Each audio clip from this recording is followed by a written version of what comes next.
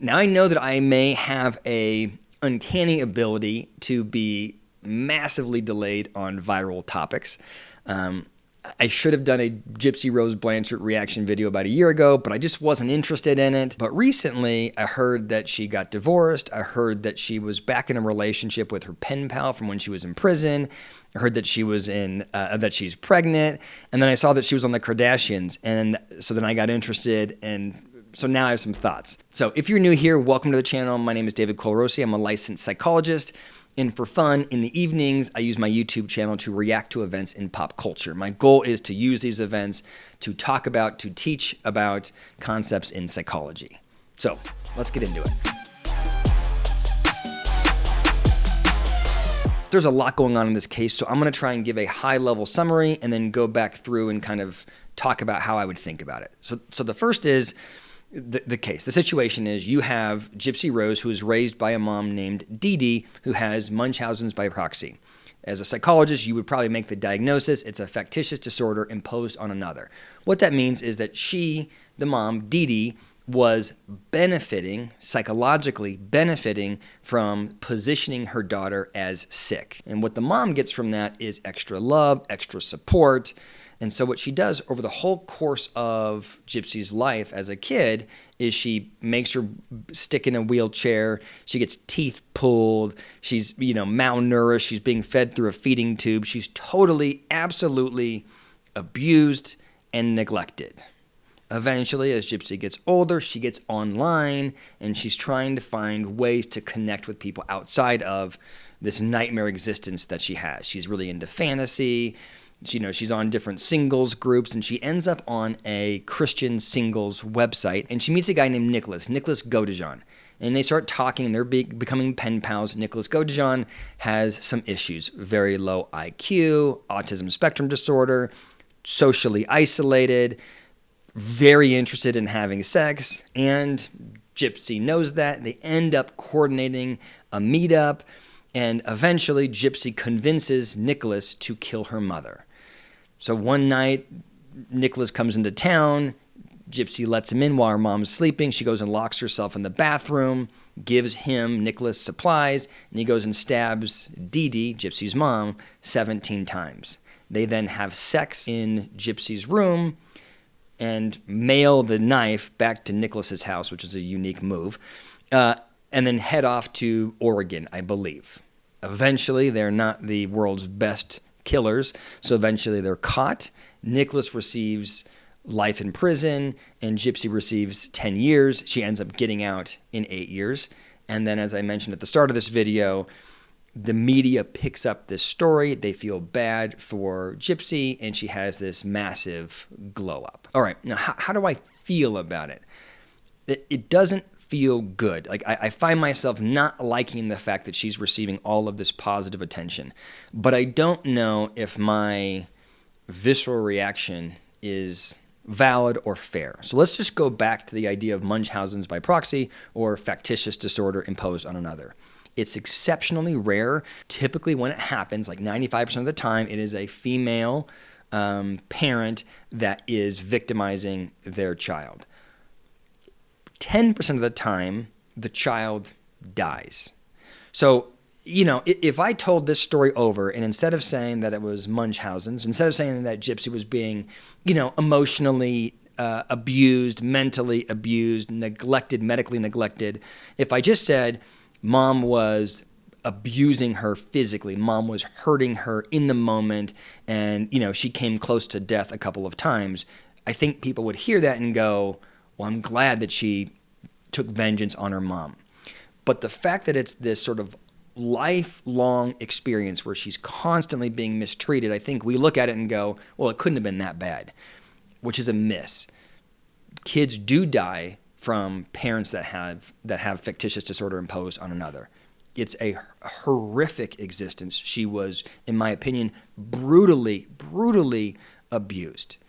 And I think growing up in that environment would distort and negatively shape the way that a child sees the world, right? They're taught to manipulate. Gypsy knew that she was okay. She knew that she was okay, and she knew that her mom was making her shave her head, rip out teeth, not eat food, stay in a wheelchair, isolating her from the world, right? Gypsy wanted out of that. She was in prison, and all she saw, her only kind of picture of a successful life was from her mom, who was successful by manipulating and maneuvering. That's the first thing. The second thing is there were several occasions where Gypsy tried to get away from her mom, tried to contact the world outside of her little house with her mom through the internet, and her mom reacted very negatively. Gypsy felt like, I think, there was no way to get away. She couldn't run away because her mom would catch her. She couldn't contact people online. She couldn't contact the police. No one would believe her. I think she felt like she was in prison. So if you frame it like this is this horrific abuse and the child sees zero option out, except for the child does know the power of manipulation. And then you have the kid that would become the killer, Nicholas, who Gypsy meets online.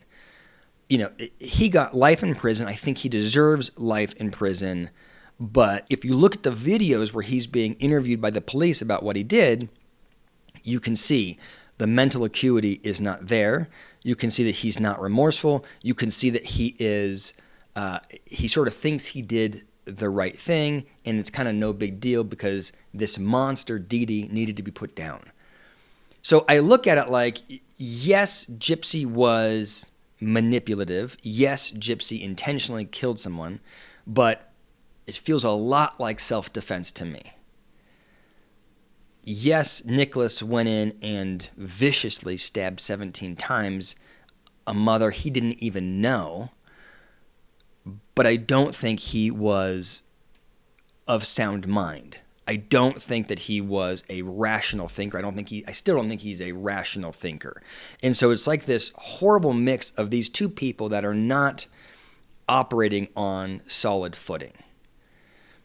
After Nicholas kills Dee Dee, he and Gypsy go to the other room and have sex. Now, it happens more frequently than you would expect that people do have sex after a murder. And the reason is, physiologically, it's a very elevating thing to murder somebody. It's scary, it's exciting, there's this fear.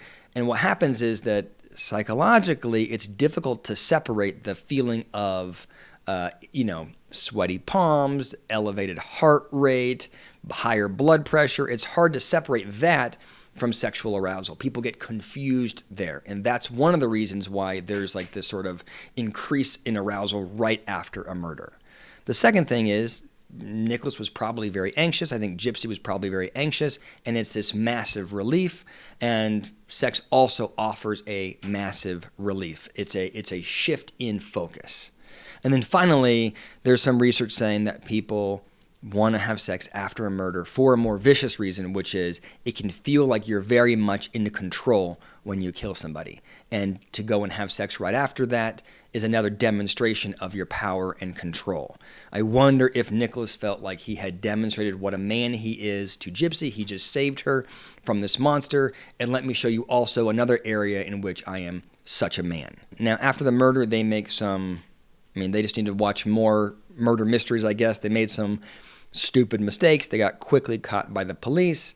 And then Nicholas rapidly confesses to what he did. They both go to prison. Gypsy for 10 years and Nicholas for a lifetime.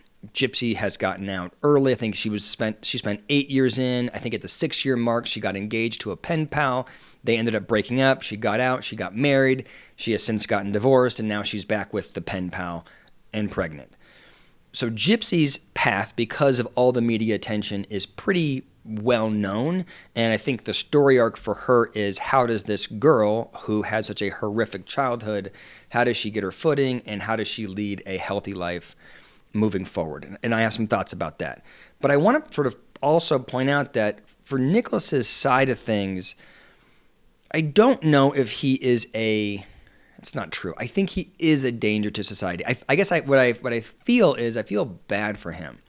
Clearly not a strong problem solver. Clearly socially awkward. Really, really struggles to connect. Really, really struggles to build relationships. And he finally found this one person to build a relationship with, and she manipulates him to the point that he goes and kills someone he doesn't even know.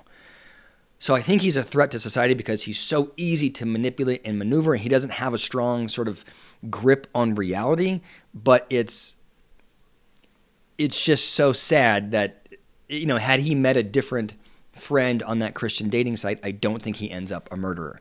And now his life is over. He's still in jail pining after Gypsy. Gypsy, on the other hand, I think everything has gone the way you would, not everything, she's got divorced and had troubles, but the world has rallied behind her. What I'm unclear on, and I guess if I sort of put all this together, I think I'm reacting not to the facts in the case, but rather what I perceive to be society's response to Gypsy. I feel like society is saying, we're glad you got out of that horrible situation by killing your mom. It's okay that you killed your mom to get out. You had to. We're glad you're out of jail. And now step into the spotlight, take your moment, enjoy all of the attention. And I don't know that I disagree with any piece of that, but I guess I want more focus to be on the sort of psychological growth that likely needs to happen given what she's been through. I think she was being abused. I think she was stuck in that house. I think her mom could have killed her. I think it was self-defense. And so for me, a short prison sentence makes sense. For me, the prison sentence is less about punishment for killing the mom, but more about the manipulation of Nicholas. She gets out, and I guess I want her to turn the cameras off for a little bit and stop posting on Instagram and focus on herself, on her relationships, on getting healthy. I just feel like she's gone from prison to center stage, and it just feels unreasonable to me. I'm not sure if that's a fair perspective on my part, but that's, I think, why I feel uncomfortable with it. Let me know what you think in the comments below. I always forget to say in the middle of the video, if you like this video, hit the like button. So please do it now. Hit the like button, leave a comment, subscribe, all those things. Thank you for listening.